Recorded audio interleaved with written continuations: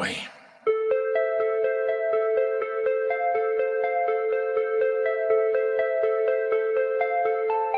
Welcome to the Joe Alexander Show. Welcome to the Joe Alexander Show. Welcome to the Joe Alexander Show.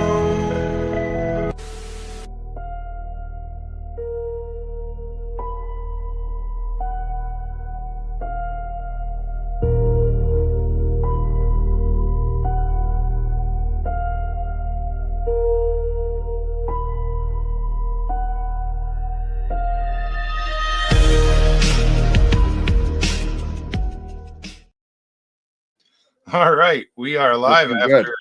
lots of technical difficulties. I'm just sending out the new information to everybody because, as you know, Streamlabs failed yet again, and now I am remembering why I quit paying for Streamlabs before. But that's the only way, that we can do shows like this, because I looked into they have a thing on Streamlabs desktop where you can join, but you won't see anything that's on my screen. Super. Yeah, so that's super helpful. They brag about it, and it's like, oh, you can share select things, and I'm like, so I'd have to literally everything I share, I would have to select. It's a mess. So anyway, guys, sorry about all that. We are definitely live. Steve was kind enough to let me use his StreamYard for the evening until I can figure out what the heck happened before. So we are definitely live, and we have a lot to get into. And Steve, you said you had something that you wanted to put up. And Yes, sir. Oh, there, you can do it right on your own. That's awesome. Good. Because I do not remember how to use StreamYard. They used to use lead paint until they realized kids were getting really stupid. And they're like, hey, what's going on here? Oh, yeah. That was the original autism. Yeah. Dude, Asbestos. lead paint. We used to tell kids, oh, he ate paint. Yeah. Right, Yeah. paint chips. Yeah. You ate a lot of Kids. paint chips as a kid? Yeah. Tommy boy. That was a thing, man. Lead paint. In the 1970s and 80s, America saw an explosion in violent crime and serial killers. Now, one hypothesis for this is lead exposure or lead poisoning. This issue of lead pollution, is it just serial killers, or is there an elevated amount of violent crime that goes along with it? The issue of serial killers is one that I kind of introduced as the most extreme example. Right. But most of the research that's been done has focused on aggression, juvenile delinquency, for example. There are long-term studies that look at kids who were exposed to lead, including in relatively small amounts, and then what happens to them later, by the time they're, teenagers or young adults. And they have shown a very strong association with problems with learning, ADHD, and as I said, delinquency and crime. Jumping back to the 1920s, oil companies and automotive companies added lead to their petrol or to their gasoline. The reason for this was to stop engine knocking. Now, scientists at the time thought, oh, this is not a great idea because we already know that lead is a neurotoxin, and we've got hundreds, if not thousands of years of evidence for this already. So how does lead impact the body? Pretty much every organ will be affected, but the brain and the nervous system is the most sensitive organ. When lead enters the brain, it's going to impact our neurotransmitters, which are the chemicals that nerve cells communicate between each other.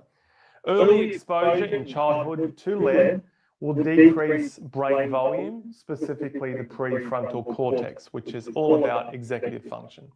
So children exposed to lead will have impact to their learning, their attention, and we saw an uptick in ADHD levels, as well as self-control and impulsivity.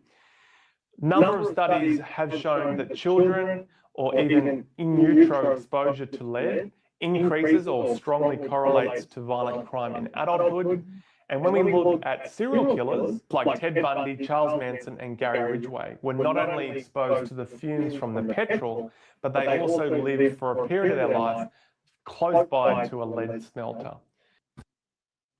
So, just for the people who aren't in the know, that kind of gave you a rundown of what to expect.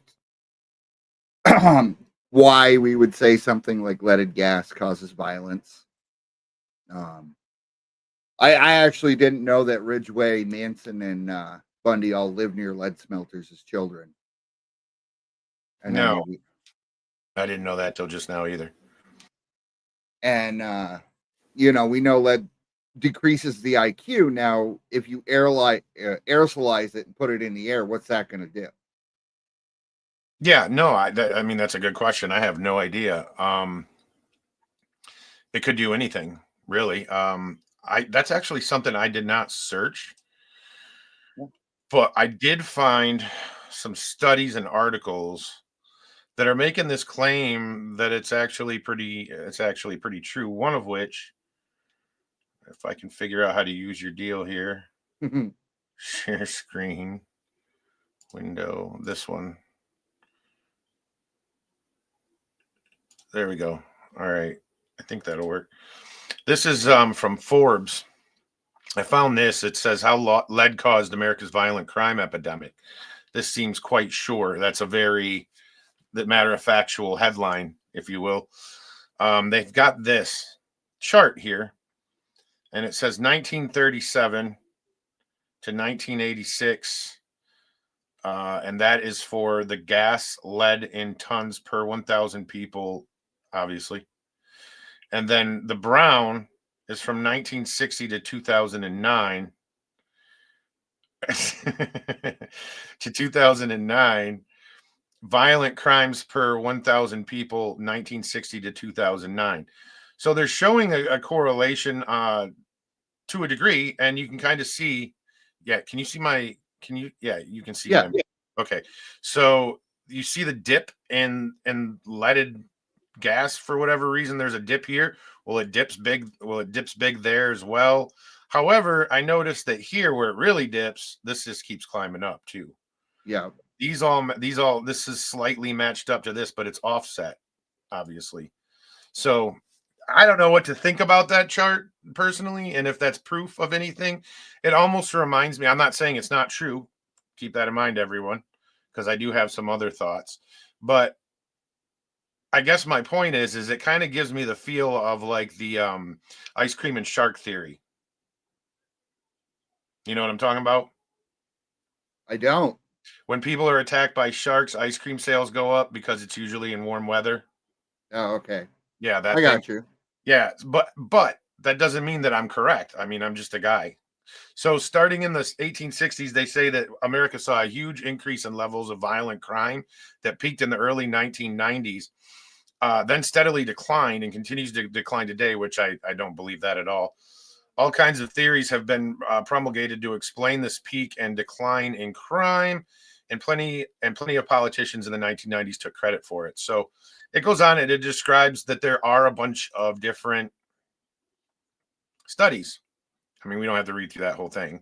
Yeah, but here's one right here. This is right from PMC and NCBI, PubMed, basically. And it's a really long study. It took a whole bunch of different studies. It's a systematic review of a whole bunch of different studies that they put all together, and they went through and they looked at whether or not this is actually, if there was any similarities, what was wrong, and so on. So some librarian that points out right here from the George Washington University developed a search strategy. The following databases were used for our search: ProQuest Environmental Science Database, PubMed, ToxNet, and the Public Affairs Information Service, using the following terms: lead, blood lead, or lead exposure, nervous system, lead toxicity. You can see everything that they, violence, aggressiveness, violent behavior, all mixed together. They pulled up all the studies they could.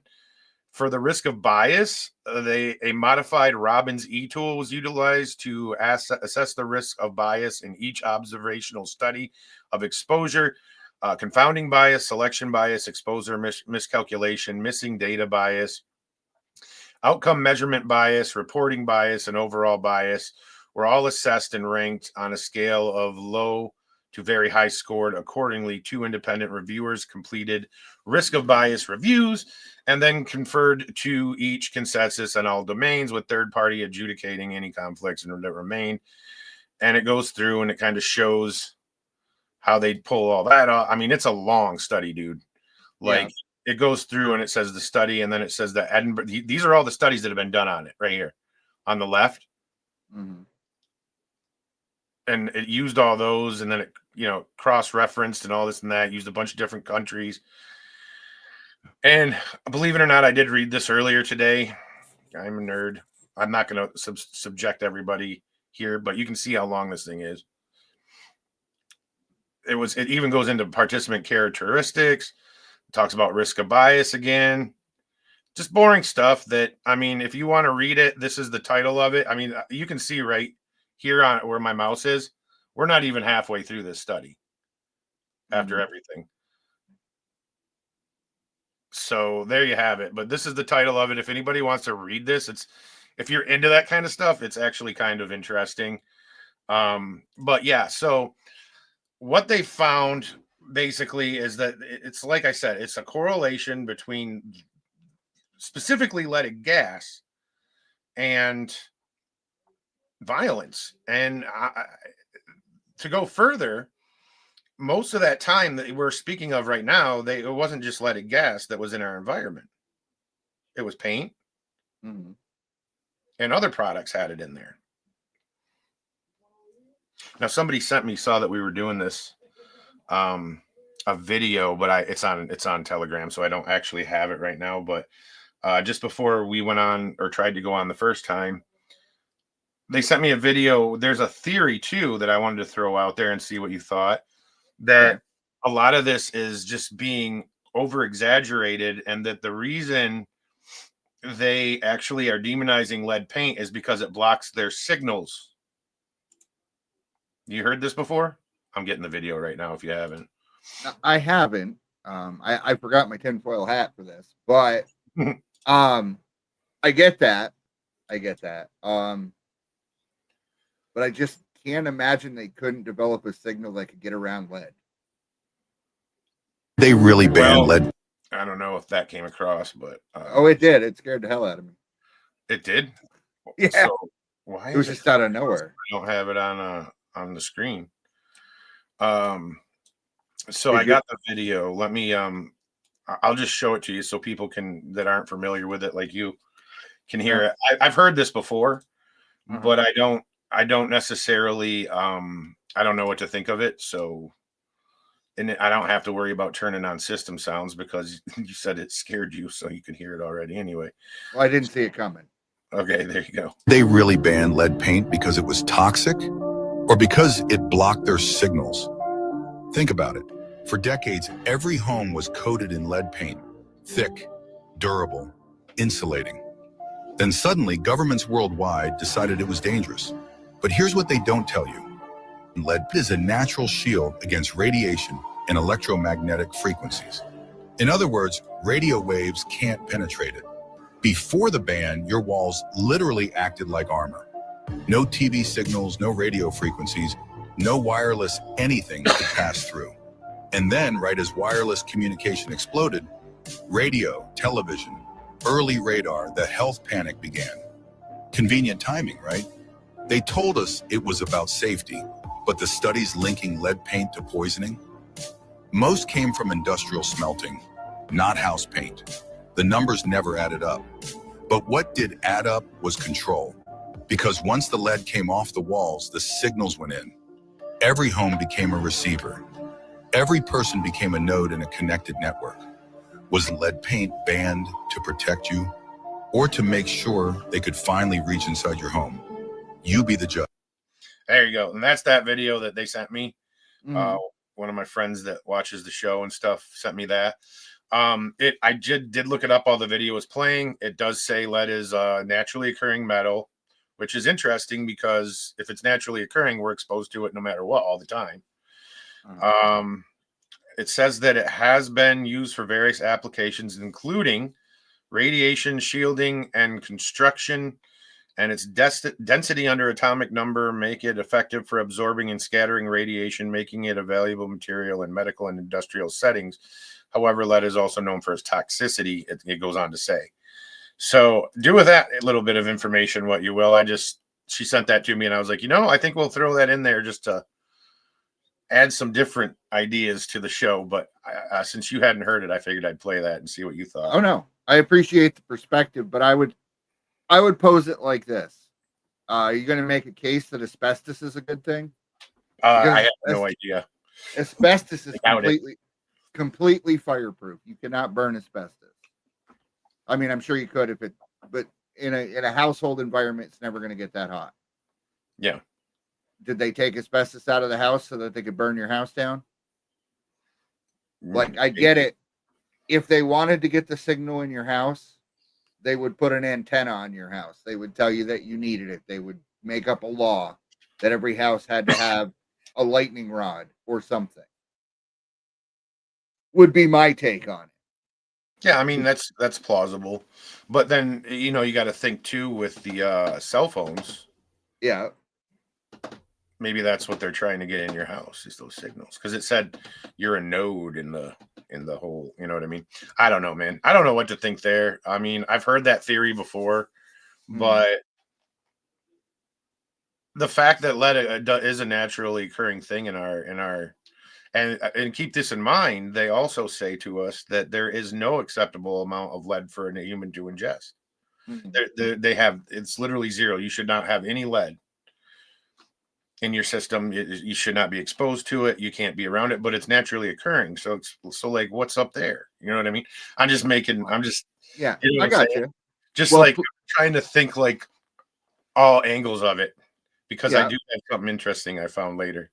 So plutonium's naturally occurring too. Yep. Just, you can't have that in large amounts. You just don't go near it. So even though lead is naturally occurring, it's not everywhere. It's in lead deposits. If you live downstream from them and your water got contaminated, your kids might be a little, might be a little bit less smart. Or violent, apparently. Yeah.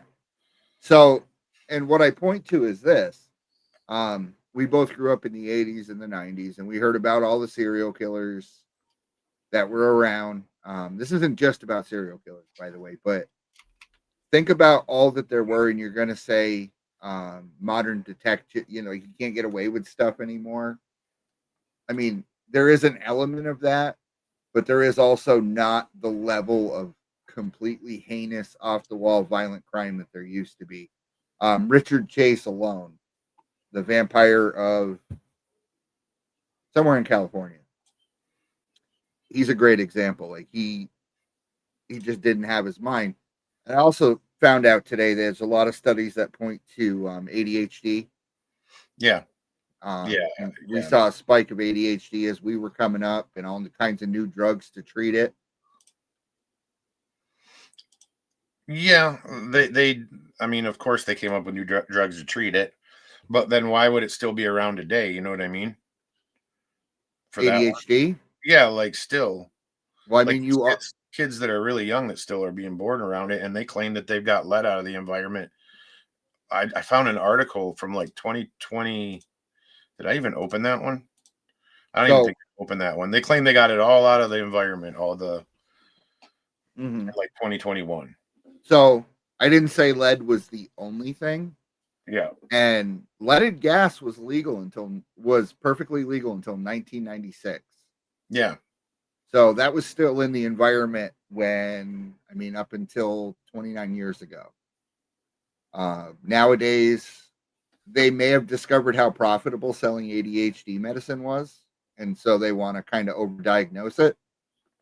That is 100% for sure. I can tell you that. You think they're going to stumble onto a gold mine like that and then let it go away? Yeah.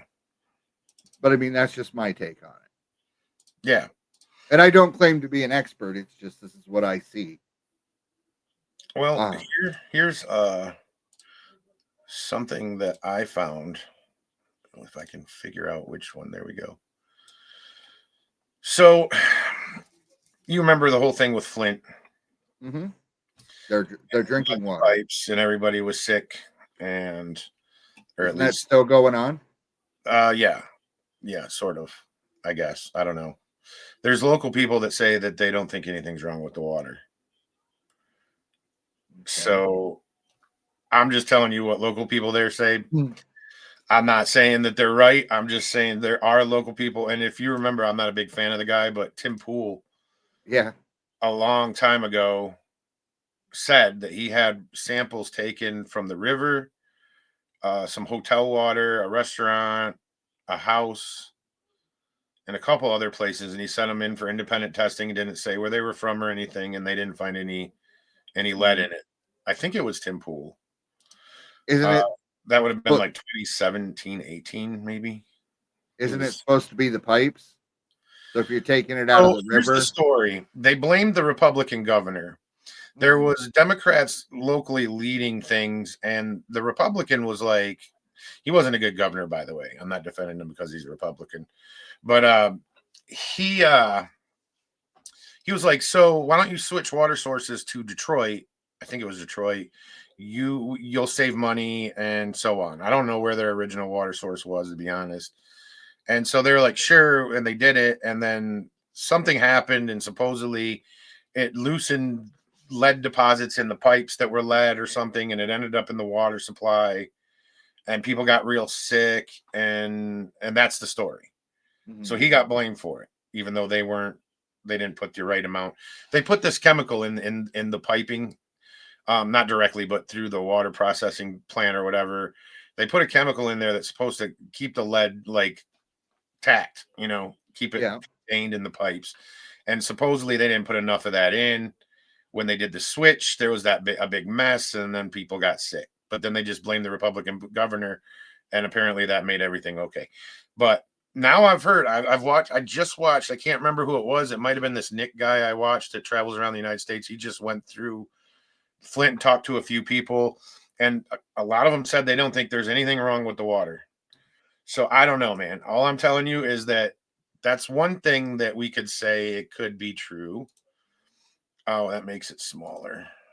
But this right here, I started thinking about that, and I'm like, so if people are drinking out of leaded pipes, and like we just discussed, the amount that's supposed to be in your system is 0 for any kind of, negative effects.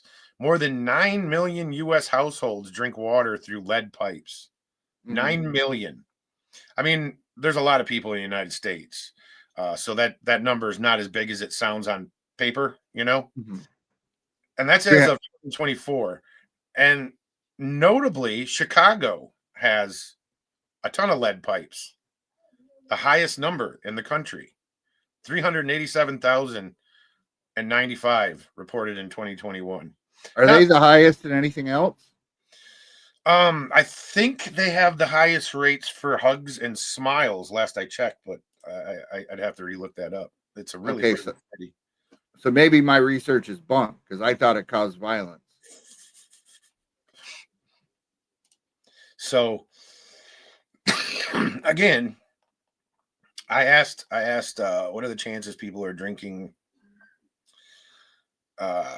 from leaded water lines or drinking lead on any level? In other words, what are the chances that the chemicals that they put into the pipes to supposedly hold the pipes lead in place are working? And this is what I got. And I mean, I don't feel like it. Maybe I'm just not getting what it's trying to tell me. But so it says the chances of drinking lead contaminated water are significant, especially for children and pregnant women. Like, I didn't ask who is it going to affect. I asked what are the chances people are still drinking lead today. So I don't know. I feel like it's dancing around. Lead can enter drinking water through corroded plumbing materials, particularly in homes with lead service lines. The EPA has set the maximum contaminant level goal for lead drinking or for in drinking water at 0. That is what they say is the safe amount of lead to drink. And yet Chicago alone, what did I say, has 960,000 or something? No, 387,095 lines throughout the city of Chicago that people are drinking out of right now. And like you pointed out, it also has the highest amount of crime. or one of. I think they're like number 10 in the country or something like that. But they have a high disparate amount of violent crime, and they also don't report crime properly. We all know it. They're massaging the numbers any way they can, and they're still coming up at 10. Yeah. So I don't trust statistics. I'm not going to lie to you.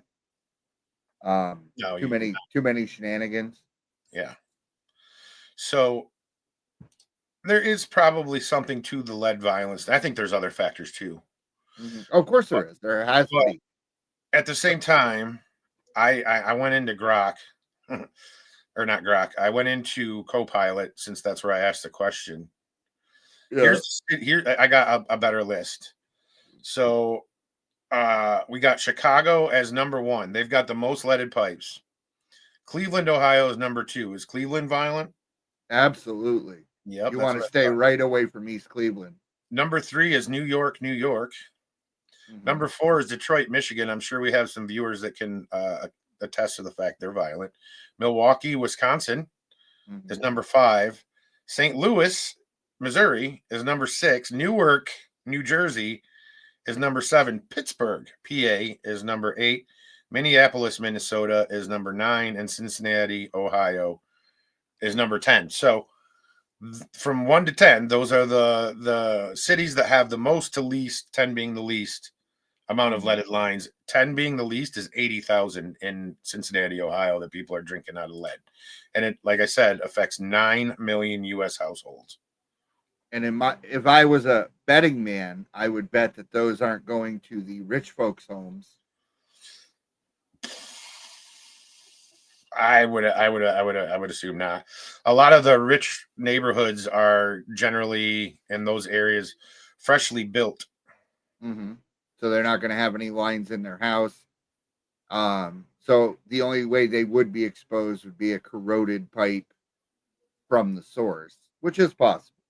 Robert on Rumble says that his wife is from Cleveland, and she can attest to about the violence there. So Cleveland's violent.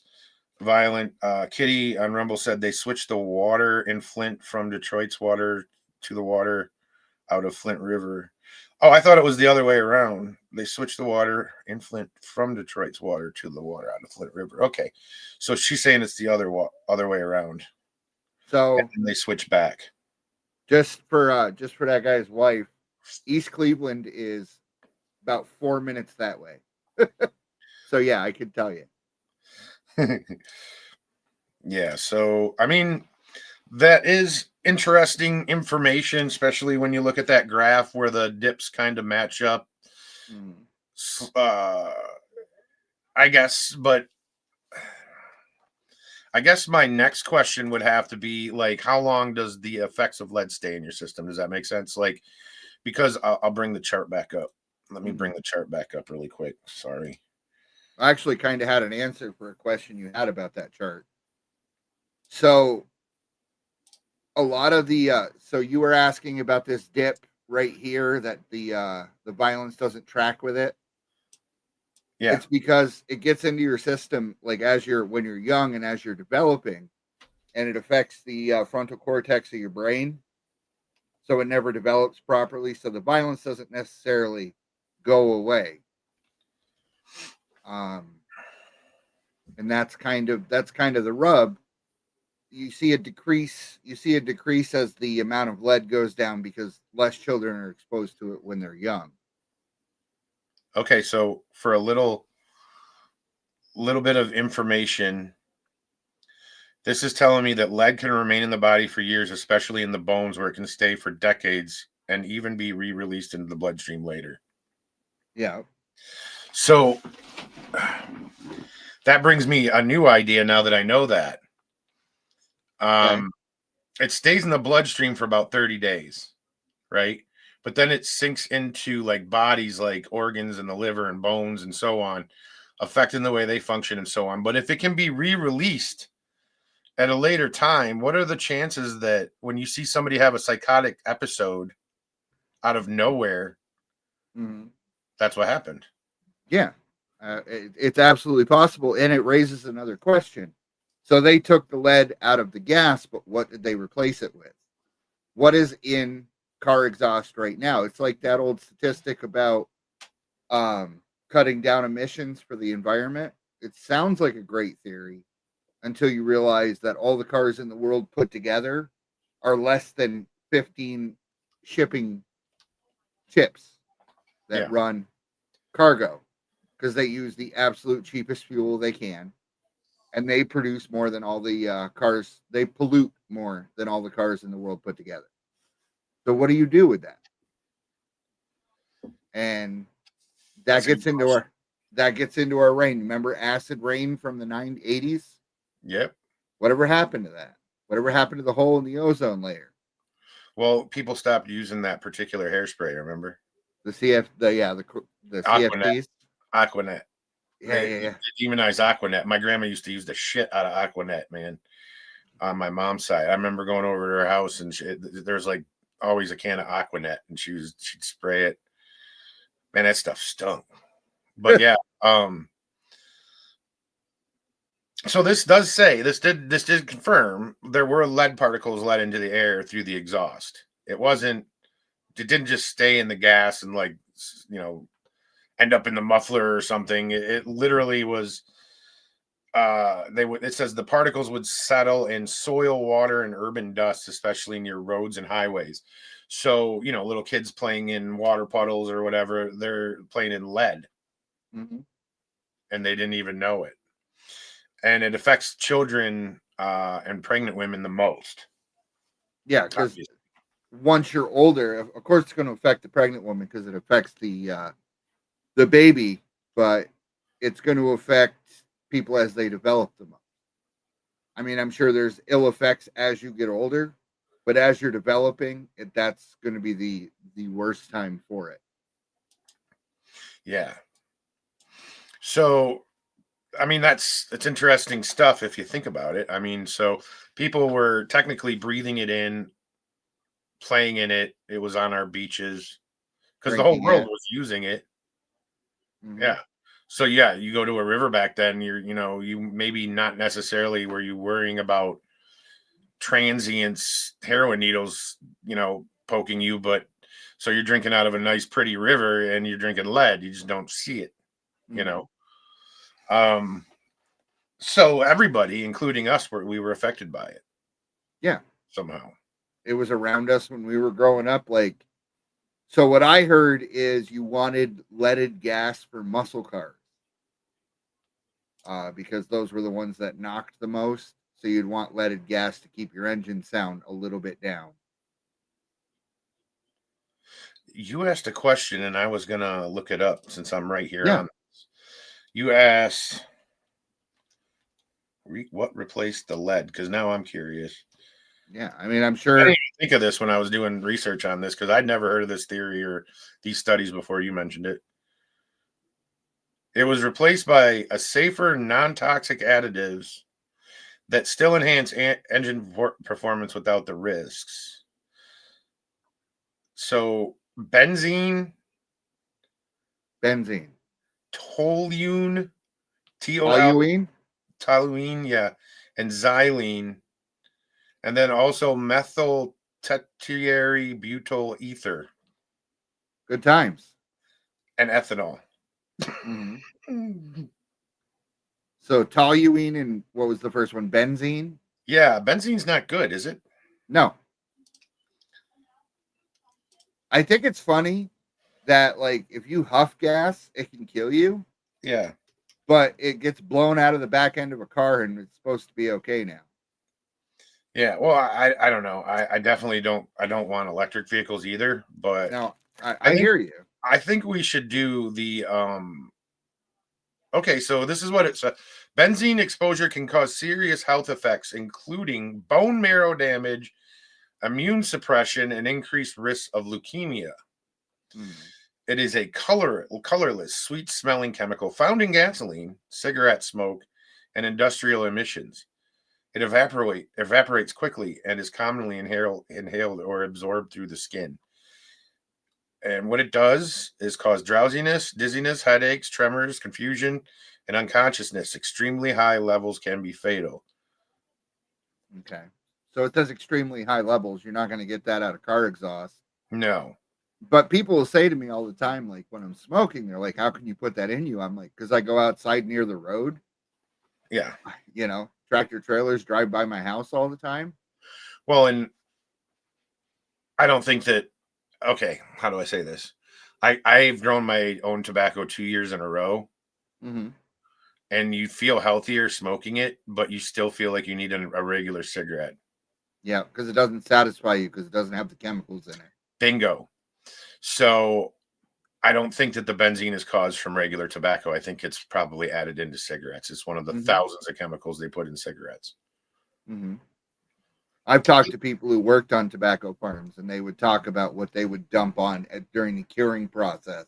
Mm-hmm. The different chemicals that had to go on at different times.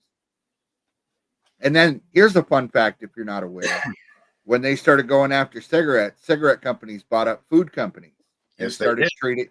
They started treating our food like they used to treat cigarettes. Now it's addictive. You're never full. Philip They get- Morris owns all kinds of companies now that are food related. Mhm. What is their food company name? It's not Philip Morris. They switched it. Altria. Yeah. Yeah. And What about Kitty Shear and Rumble's asking? I don't know how to open comments on here if they're even showing, but they're not. they've switched. Okay, what about lead gas? Leading gas along with DDT. What would the DDT was the stuff they were spraying for mosquitoes or something, right? It's a pesticide, and Robin Cook wrote a book in the 70s about eagle eggs getting soft and got it banned. It was a pesticide, basically. Robin Cook's book, what was it? Silent something? Do you know what that is, Kitty? I can't remember. I'm waiting to see if she says anything. Okay, so here's what this is AI, man, from Bill Gates. All right. Yeah. It's not me. I'm not pulling this out of my ass.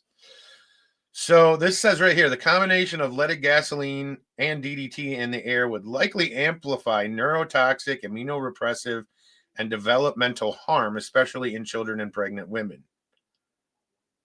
So the two together would amplify. The effects would be bigger. And it was Silent Spring was the name of that book. So you have that combination. So we've established what lead does. It lowers your IQ and it takes away your ability to control your impulses, make you more impulsive. So my thing is still like, why? Like, I feel like I just don't know how to feel about all this, because like if it does that to people, it should have done that to all people. Not necessarily, because it has to affect you when you're young, and not everything. 1978. Yeah, that's fair. You see what I'm saying? Why am I not out like serial killing and shit? Were you huffing gas? Did you grow up near a junkyard, or did No, you grow up out in the country? I grew up when I was young. I'm trying to think. I grew up in a small town, not like it wasn't a big town. It was a bigger town than what I am now, but I grew up in the smallest of small towns, and the most remarkable thing that ever happened, was fist fights, like just a fist fight down at the bar. That must be nice. My small town is nationally known for a murder. Yeah, a famous murder in the basement of a hardware store that nobody ever solved. Well, that you are right. There was one murder that happened where I was from, not my town, but the area. It was on Unsolved Mysteries. It happened in the 70s, and they caught the guy in the 90s. They still have the guy. It was a guy who went to her church. Got her walking home. But neither here nor there. But then you start to think, okay, what about the densely packed population centers where all the violence happens? That's also where all the cars are constantly. That's where all the cars were, and that's where all the lead pipes still are. Yeah. We just figured that one out. And DDT, I think, was used quite a bit in the city too, because of the fact it was a city and they didn't want everybody. The mosquito, they would go through neighborhoods, wouldn't they? They had the DDT trucks and they'd spray. Yeah. So we've got two things that they were, and then in some cities, the military was doing random ass experiments, putting stuff into the air on people too. What was it? San Francisco was one of them, I think. Are you talking about when they put LSD in car exhausts and drove the car all over town? Or is that going to be another From episode? the tops of buildings and stuff like that. Yeah, they did. There was, I think it was Kansas City. Yeah, it was some Midwestern city, if I remember correctly. And then somewhere in California, I thought too, because I remember reading the article saying that it made like they just did a whole thing about the people that were affected by it. It looked like there was like fog rolling into town when they did it. Mm-hmm. And they did all kinds of stuff like that. Yeah. And some of it we'll never know because the records were never released or they were destroyed. It's interesting stuff, man. I mean, so you start to wonder, is it incompetence or is it malicious that these things happen?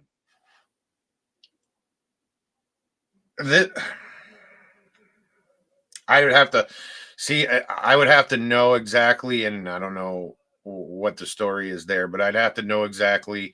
Like, did the gas lobby fight to keep leaded gasoline? Not that I'm aware of. Right. And then on top of that, like, okay, so if they didn't fight to keep it, I mean, it could be like, okay, you caught us. You know what I mean? Yeah. You caught us. We're done. All right, we're done. Was it malicious or did they just not know? That's a good question. I don't know, man. Well, that opening video that I played, the guy, he addressed that and he said they knew in the 20s when they started doing it, it was a bad idea. Well, I did hear that, but yeah, maybe. So then why did we put it in paint too? You know what I mean? Because they probably didn't think about. So if you paint a house, it's not going to chip for 60 years. Yeah. Lead paint isn't going to chip for 60 years. They didn't have 60 years worth of knowledge to know that was going to happen. And the gas companies didn't tell the paint companies like, yo. Oh, I'm sure the paint companies knew. Well, that's what I'm asking. I'm saying, so like, what about with leaded paint? Because didn't leaded paint come out after leaded gas, obviously? I think the original paint was just like, I don't even know what original paint was, but I think it was, I don't want to switch out of that. I'll have to go. Hold on, I'm looking it up. Yeah, so that I mean, could it have been intentional? Yeah. Let's see if this creates violence or whatever. To me, what I feel is that the intentional stuff that I see happening is that all these municipalities and stuff, they're just allowing lead. If we know this, they're just allowing lead pipes to stay. Mm-hmm. Do you know what I'm saying? So, you know, all these generally blue cities taking all these taxes to make these people's lives better. And what do they do with them? They build statues and parks and stuff that are full of junkies and drug addicts and violence because the pipes are lead.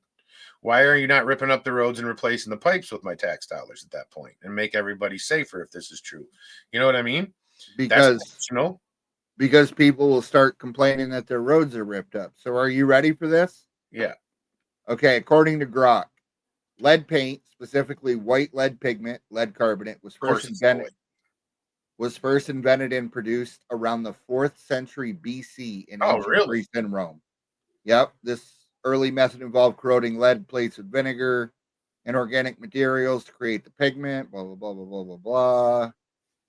While the exact invention moment is unclear due to gradual development, this marks the earliest documented production and application. It says they used it in Egyptian and Chinese paints.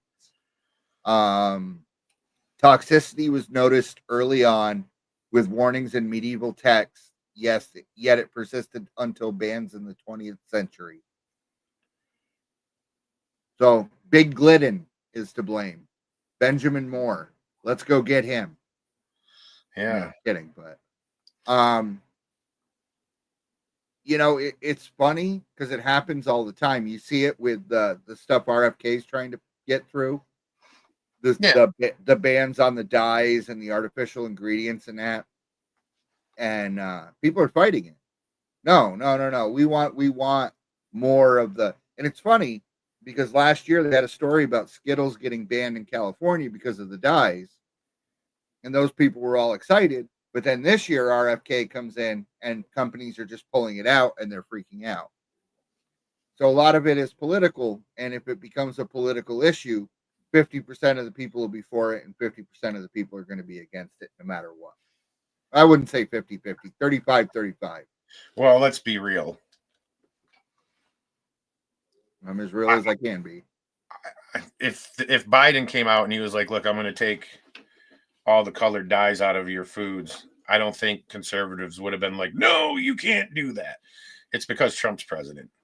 Yeah. You know what I'm saying? Like, we would have been like, okay, finally, he does something that is not shitty. But that never happened. So, like, honestly, I don't know what to think, man. I mean, maybe they did it intentionally. Maybe they were like, okay, this could have some bad effects on the people that process the gasoline. Mm-hmm. This could have some bad effects on like people who work around engines a lot, mechanics, so on. Mm-hmm. But it didn't factor in that chart. You know what I mean? So do you know about the women who used to paint the watches? They used to have watches that had kind of like an indiglow, and what it was actually a very little amount of nuclear material, and women would take a very fine brush, put it in their mouth, go like that, dip it in, and paint the numbers, and then do it again and again. You can look this up, and they all got weird cancers all over their face. And this was after they knew that anything radioactive was bad for you. Yeah. Or did they know? See, that's the question. You never know. No, they did, because it was the 40s. I think by then they'd figured out they made glass with radiation in it too, didn't they? The stuff that glows or whatever, or is that something else? I can't think. Are you thinking not stained glass? No, the glass that glows in a black light. What is that stuff? I don't know. It's supposed to be uranium. No. Now I got to look it up because now I'm looking up the watches. See if you can find a video on that. Okay. Yeah, uranium glass. It glows in a black light. Motherfuckers today still collect it. Not kidding. They collect it. And then they put black lights in the cabinet and it all glows. Okay. Hold on. I know what they're called now. I'll show you what it looks like. As soon as you see it, you'll see it. You'll recognize. Well, maybe not. I mean, maybe people don't know about it. That's what it looks like in a black light. Okay. Yeah, that makes sense.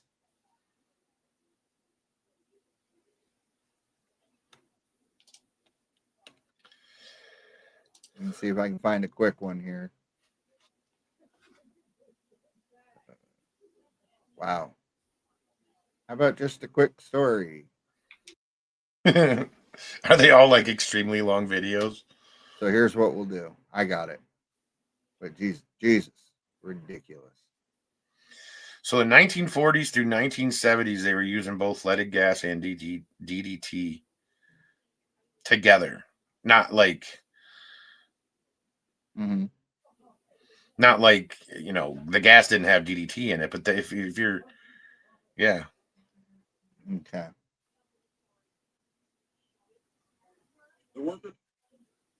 Pull that up.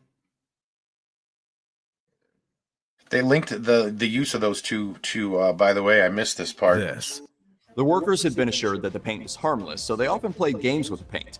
It was common for the girls to paint their fingernails and teeth with it in order to enjoy the glow-in-the-dark properties. Paint our faces up and put mustaches, and a couple of girls painted their ears. A later study by Harvard into the tragedy of the radium girls discovered that the workers would be so covered with the paint and radium dust that they would glow completely, and all along they were assured it was safe.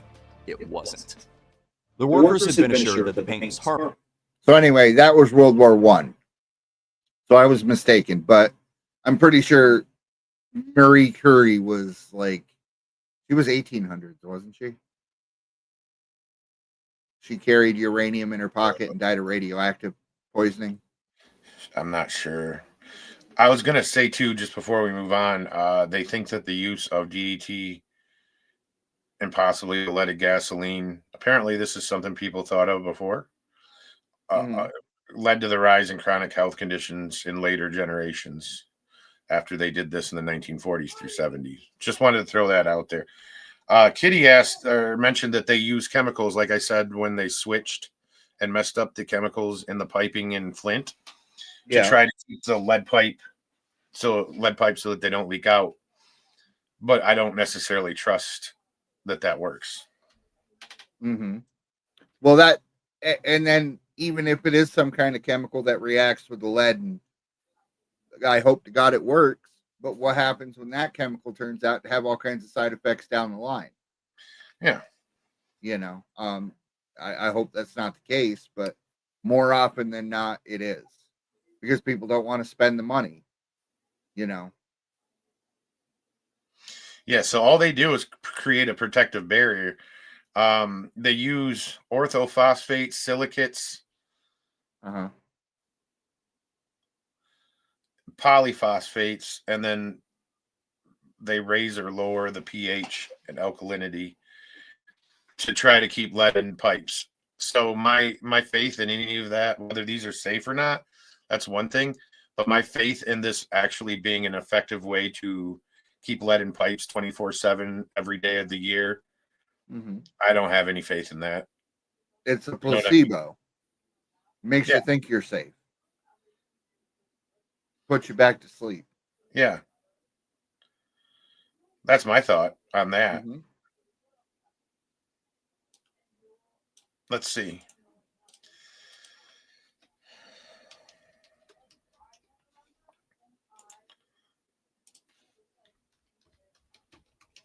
Just wanted to check something.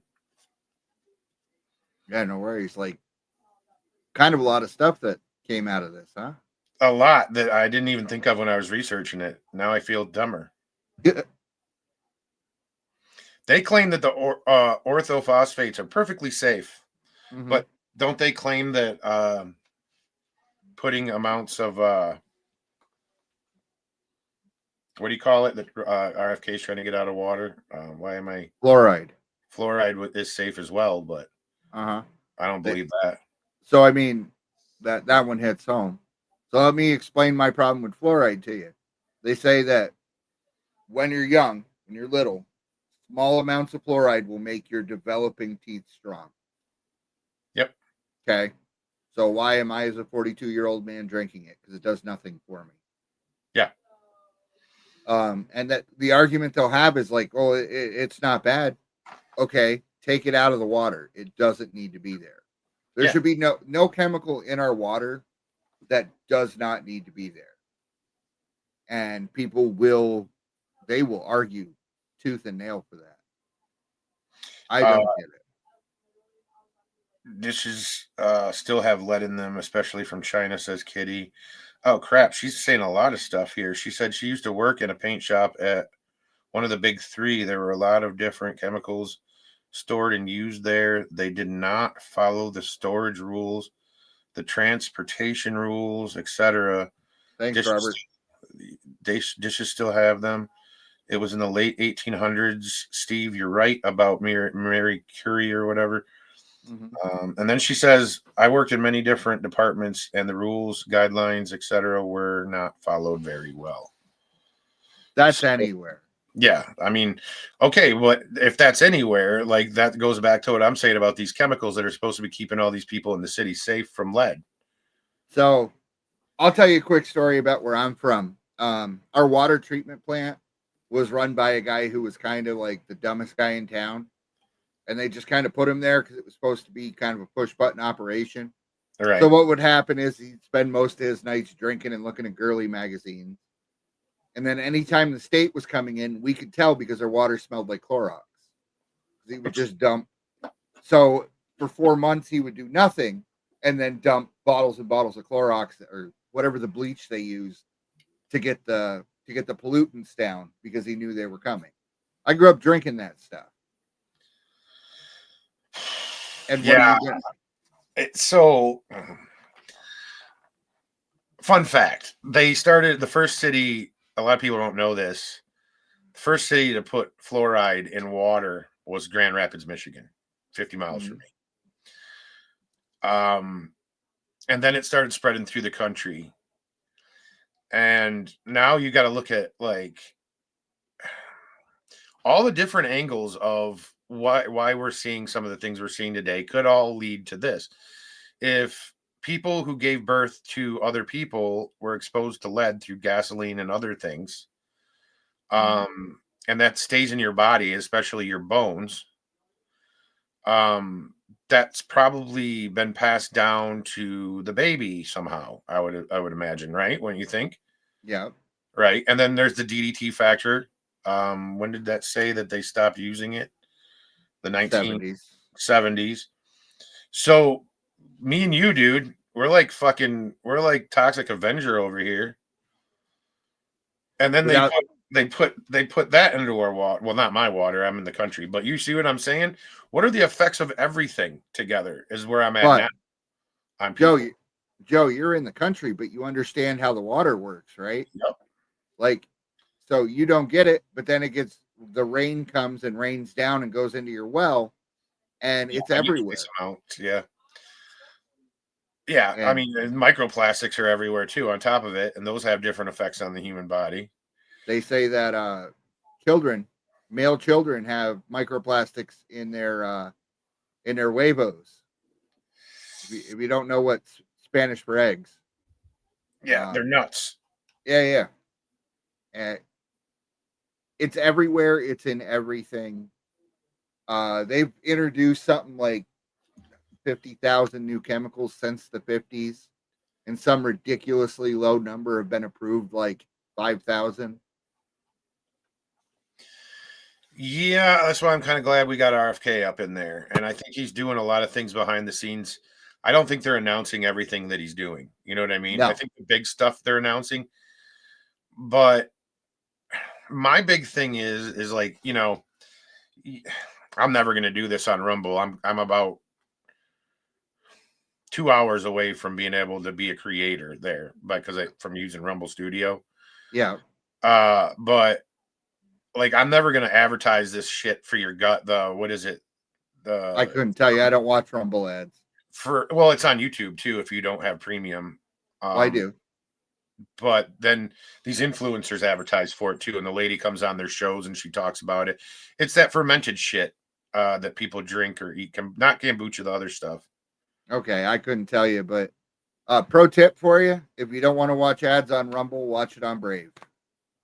Yeah, works for YouTube too.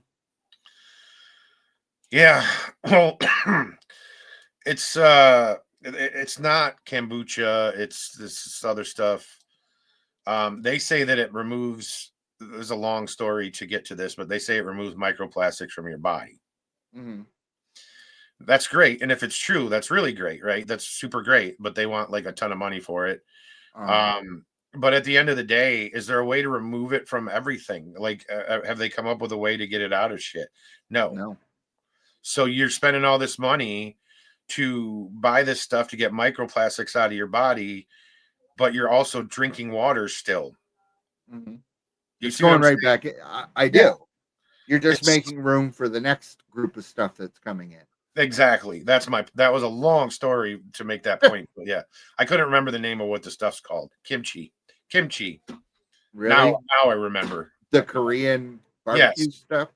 Yeah, they claim that removes microplastics from your body and makes you grow hair and all this and that. And I'm like, okay. No thanks. But yeah, so like that's my point though. So even if that did work, you're still gonna be drinking it. They make it in tablet form. What do you take they make it in capsule form? What are you gonna take the capsule with to get the microplastics out of your body? Water, right? Or even if a plastic jug. It doesn't matter. You can drink soda, you can drink tonic water, you can drink beer. The base of all of those items is water. And our boy Alex Jones, they're turning the frogs gay.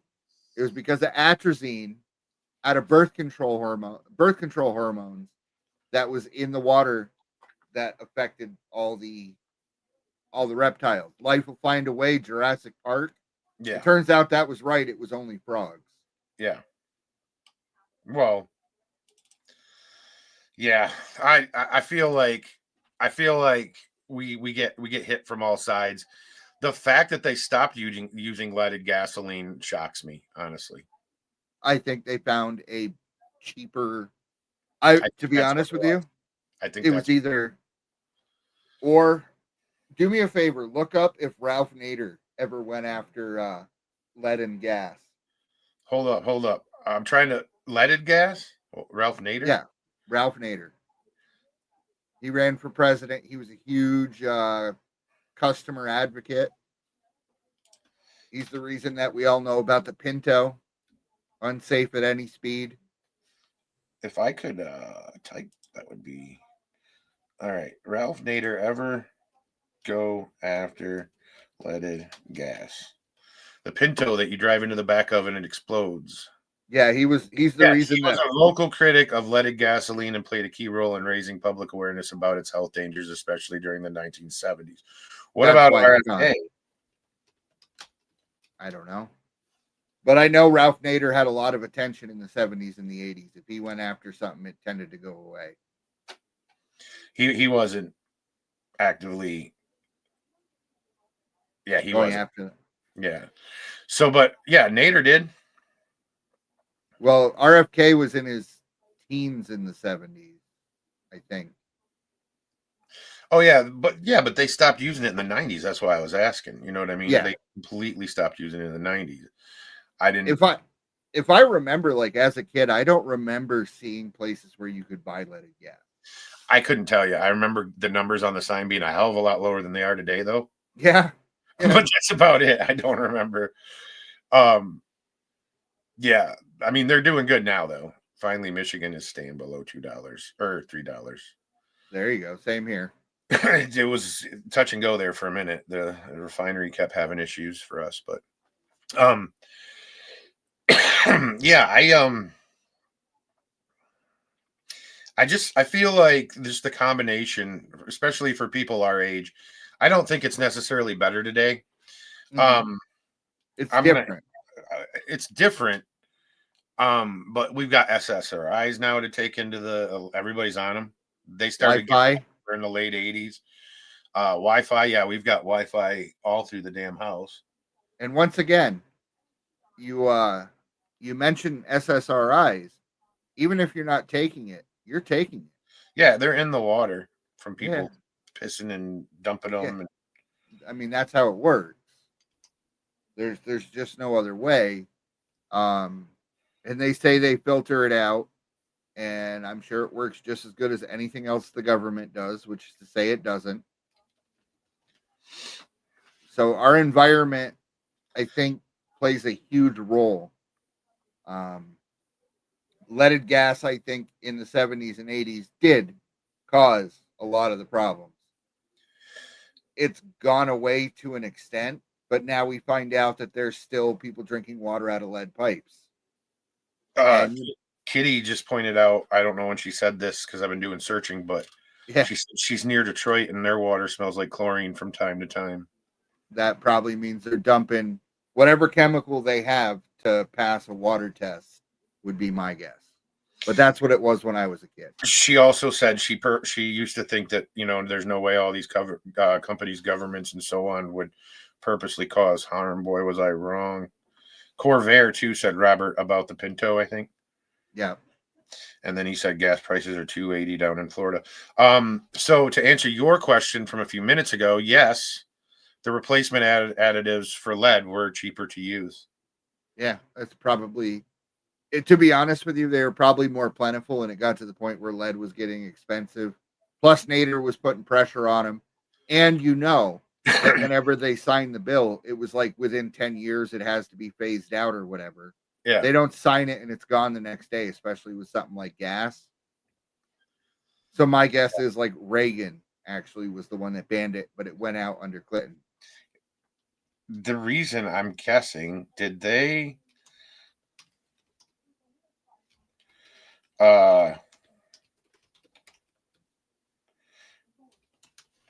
I'm wondering if the reason that they do that sometimes with something like that. Yeah, that's what I thought. So the U.S. gas reserves, Mhm. I asked if they replaced it, relatively fast. It said nope. They did not replace leaded gasoline reserves quickly. The phase out was slow, multi-decade process that began in the 1970s and culminated into a full ban for on-road vehicles in 1996. So 1973, the EPA began regulating lead gasoline, requiring refiners to reduce the lead content gradually. By 75, the catalytic converters on cars were introduced. 86, leaded gasoline was banned for use in new cars, but still available for older vehicles. So we saw it. Yeah. We just don't remember it.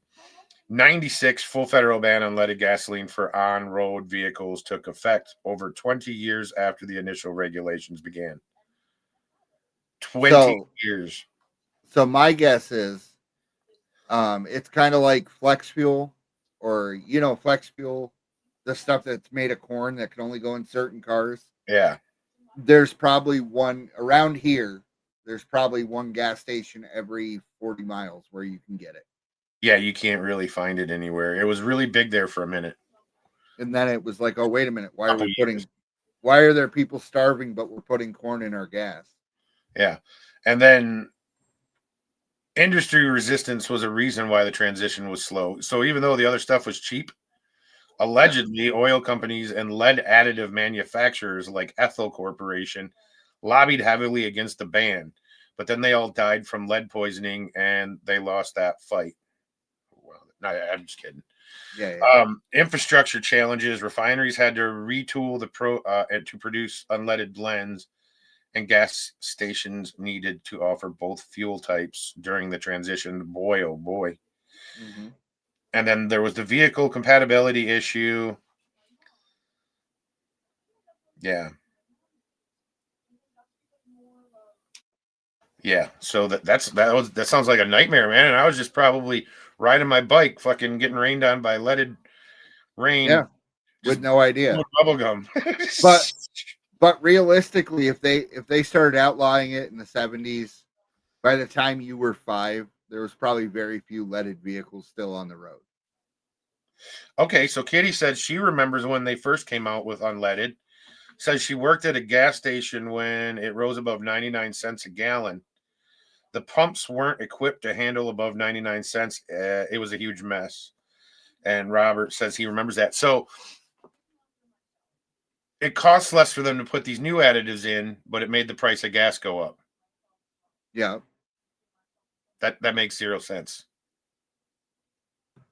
Well, they had to fund the changeover. The oil company's not going to eat that loss. Yeah, true. Yeah. So wow. I don't know that we. What's that? I'm glad I wasn't like aware of all this back then. That seems like it would have been annoying more than anything. And it's funny that Kitty mentions that, because during the Biden I did that era, I was working at Speedway. Yeah. And I remember us worried about the fact that our pumps wouldn't go over $10 a gallon. Yeah. It never got there, but for a while it looked like it was gonna. Fun fact, I still got a stack of the stickers. Yeah. I just put them on everything. I got one on my wallet that I pulled off a pump.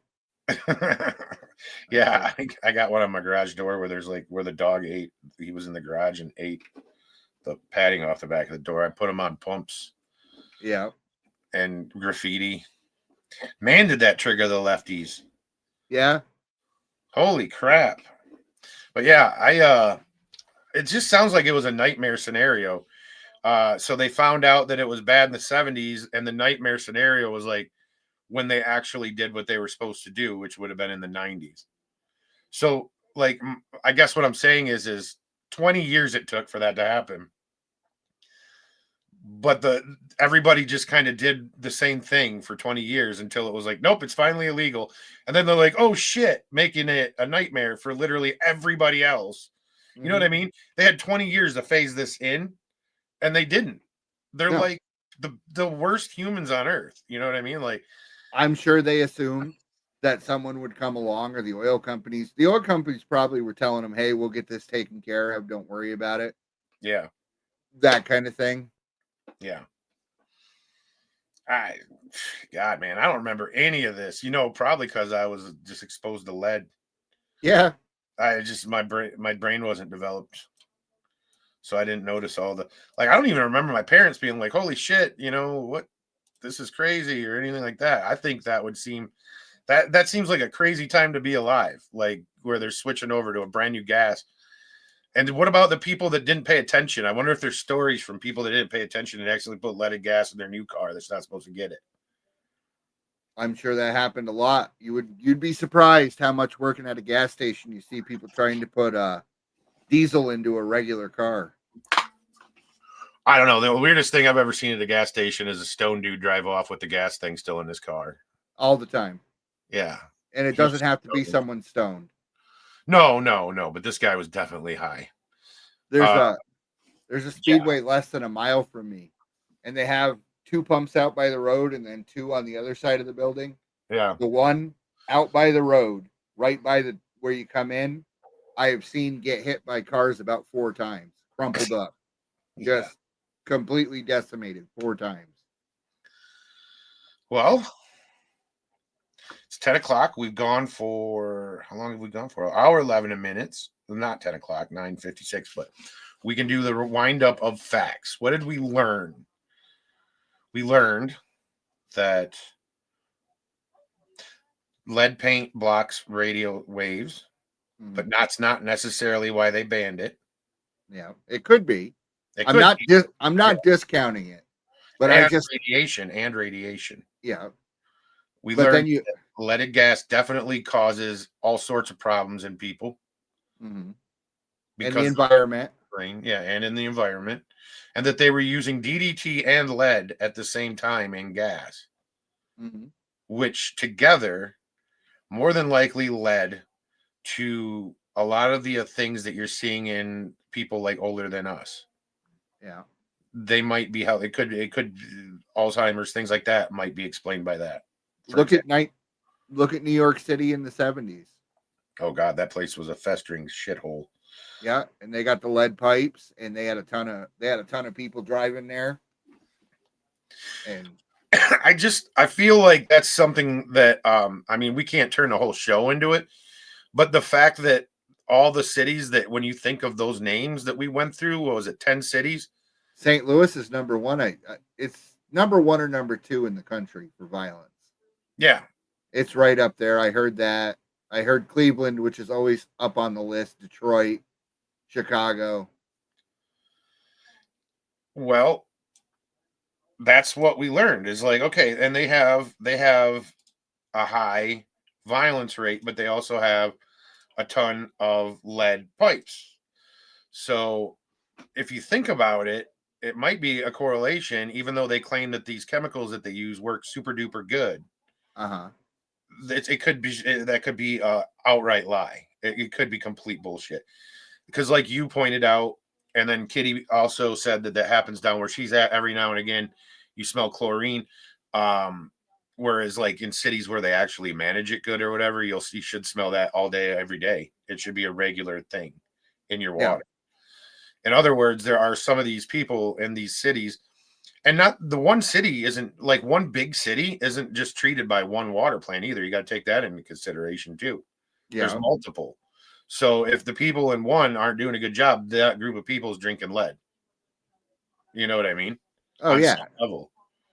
You have to think about the fact that you have to rely on these people. Yeah.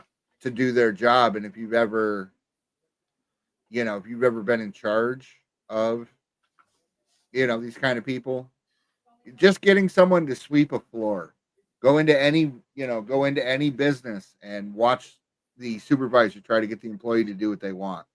Yeah. And then say, oh, wow. And I got government employees in charge of my water. Oh boy. Because they're always the most useful. Yeah. So that's what we learned. Yeah. There was lead in the gas. They took it out because, well, multiple reasons, mostly environmental. And then later people figured out it might have been the cause for violence, which was why we did this show and got that really sweet graphic behind us. Yeah. And yeah, that's just crazy, man. Like I never heard this until you mentioned it after the last show. I was like, what the fuck are you talking about? Yeah. That's crazy. What? And I And started looking at it, and I didn't had have heard much, about it. but yeah. I was just gonna say I had heard about it, but I never dig into it till the last couple days. Dug into it. Well, I did a little bit, but then when you asked me today what I'd found, I'm like, I'd only seen a few things, and then I dug into it today, and I was like, what the hell? Because I was doing live streaming and all that when we decided that was going to be the topic. But yeah, I'm like, what the hell? I read that study, and they broke it down pretty good in that study. I closed it, I think, but yeah, I feel like and then you brought up the issue, like, did they do this? Did they close it or stop using it because it was cheaper? Kind of figured out that no, that's not really why they stopped using it. They were kind of forced into stop using it. They drug their feet. They were in no hurry to stop using it. There was a fight to keep using it, as a matter of fact. Yeah. And it took 20 years to get it out of there, even though they knew it was really bad, which is messed up. But then again, the United States didn't even ban CSAM on any level until the 70s. So I guess, Yeah. you know what I'm saying? And then people fought it. So Kitty says they made the hole in gas tanks smaller for unleaded gas. You couldn't fit the unleaded gas in the. That makes sense. Cool. Okay, that answers that question. Cool. Well, you could still maybe accidentally have filled no, probably not. A gas can, you probably wouldn't have. That explains why, like those old Ford trucks with the gas tank that was on the side, that hole was huge. Yeah. You know, Did they have to convert those or something? No. Or did they just run on not leaded gas? They just the new gas has the additive that does the same thing as the leaded, so you can use switch over. Huh. But they had to on the business end, they had to switch everything over because it was different. They probably needed different tanks. You know.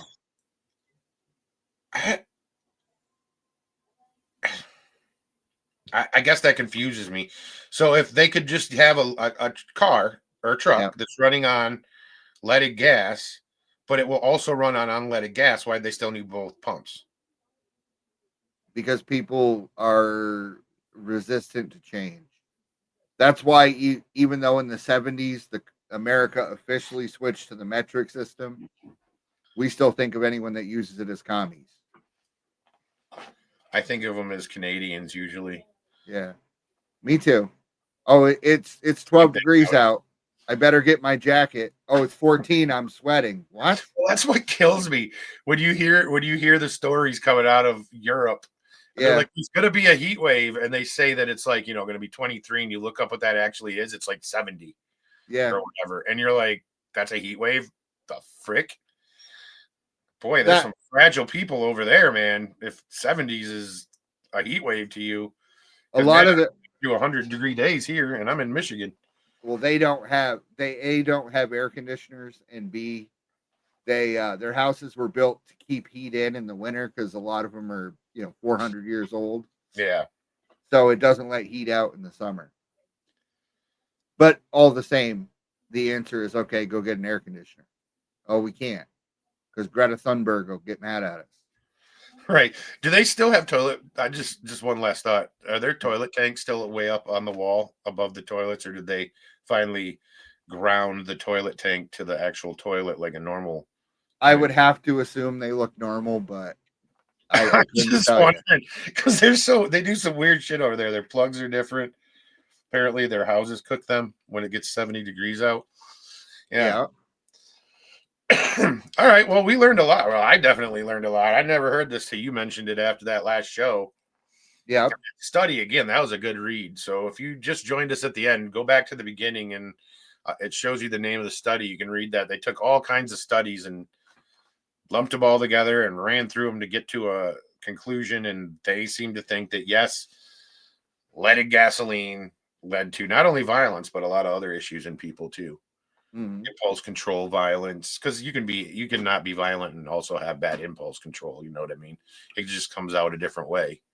You might be like a chronic masturbator in public or something, or like you buy too much stuff, or you know what I mean? Not everybody that has impulse control is a murderer, but still, it's Mhm. not a good thing to have, especially just in general, like not being able to control things Yeah. that a normal person would normally control. It sucks, I would imagine. But yeah, that was an interesting show, man. What are we gonna do next time? I wonder before Halloween. Or wait, is Halloween gonna happen before our next show? No, we'll have one more show, and then Halloween is the following Friday. Our next show will be on Saturday, though. It'll be on Yeah. a normal time. We had to push it forward because of the Latin Kings protest. Yeah. Yeah. So cool. I And then- vote for the Men in Black. Yep, that's what you said. We'll do Men in Black for sure. Yep. Why did Yep. that terrible movie get made? No, I'm just kidding. The first one was not bad. The first two are okay. The third Yeah. and International are both hot dog water. Yeah. Yeah. Yeah, I guess the second one wasn't bad. That one was actually kind of funny. Yeah. Michael Jackson played himself as an alien. The Universal Studios ride for it was interesting. You shoot at aliens from the ride Yeah. and you get points when you get out. Yeah. They Fun still had the fact. Back to the Future ride when I was there. Did they? They did. I rode it like 3 times. Dude, they didn't have nothing. We went as a kind of like a tribute to my dad when he passed from Alzheimer's. Yeah. Took me there when I was a kid once, and he loved that place, the ET ride especially. And I went back because I wanted to, kind of a tribute to him, share it with my kids. It was all freaking roller coasters. And then I'm guessing what was the Back to the Future ride is now the Simpsons ride, which, don't get me wrong, was badass. But it wasn't the Back to the Future ride that I remembered as a kid. And when we had gone there, the Jaws ride was being built, and when we went there this time, it didn't even exist. So Yeah. I was just like, man, I was pretty bummed about that. I was not thrilled at all. There was some cool stuff though, mostly the Harry Potter one and all that. Not the roller coaster, but yeah, it was depressing. Anyway, what else we gotta wrap it up. What do we any last thoughts on leaded gasoline, Steve? No, I think we covered the majority of it. I thought going into this we would have gotten more into details about the serial killers. I'm actually kind of glad we didn't. I'm glad we kept it scientific and more. We learned a little bit more. We dug into stuff. Thank God Kitty was here to tell us all kinds of stuff we wouldn't have known otherwise. Yeah, Kitty and Rob, they were coming with the facts. Yeah. Yeah, We had to put their name in the credits. the serial killer aspect, though, you did bring it up and brought up some good points. But the thing is that she even admitted in your video that they were just speculating about the series. You know what I mean? Like they weren't positive about it. But it does stand to reason. You said 2 of them grew up near refinery plants, or 3 of them grew up near refinery plants for him. So I mean, yeah, but I don't know, man. I feel like we're on the right track. I guess that's what we could end it with. I think we're on the right track right now with RFK being in charge of all that and getting stuff out of stuff that doesn't need to be there. And hopefully in 4 years, things will be better. He already replaced some dye with something natural. I saw Frito-Lay is making all of their taking all artificial flavors and colors out of their chips. So that's Fritos, Doritos, Cheetos. Mm-hmm. All my favorites. Tostitos. Not my favorite. Yeah, I get it, but I'm saying all of those are going to have all the artificial stuff taken out. And that's good. It's just, will people like the way they look now? Are they going to be able to dye them the same color? Because that's what they've been worried about all this time, is they're not going to look as pleasing. So I can give you one example. Mountain Dew, when I was a kid, up until 2018, 2019, had brominated vegetable oil in it. Causes cancer. It's banned in every country in the world, including the United States. Pepsi had a waiver to have it in the States. Of course they did. They took it out and no one noticed. Yeah. It was only in there to make it the color that it was. They took it out and nobody noticed. What did they replace it with? Pee? No, they did it. Yeah, you're funny. They didn't replace it with anything. They have the Mountain Dew they released all over the world. Okay, I'm going to give that one to you because you asked earlier about the leaded gasoline. Was it nefarious and intentional that they did this? That seems nefarious and intentional because you know damn well when they took it out in the lab, before they took it out, they knew that nobody would notice a difference, but they left it in knowing it causes cancer. That's nefarious.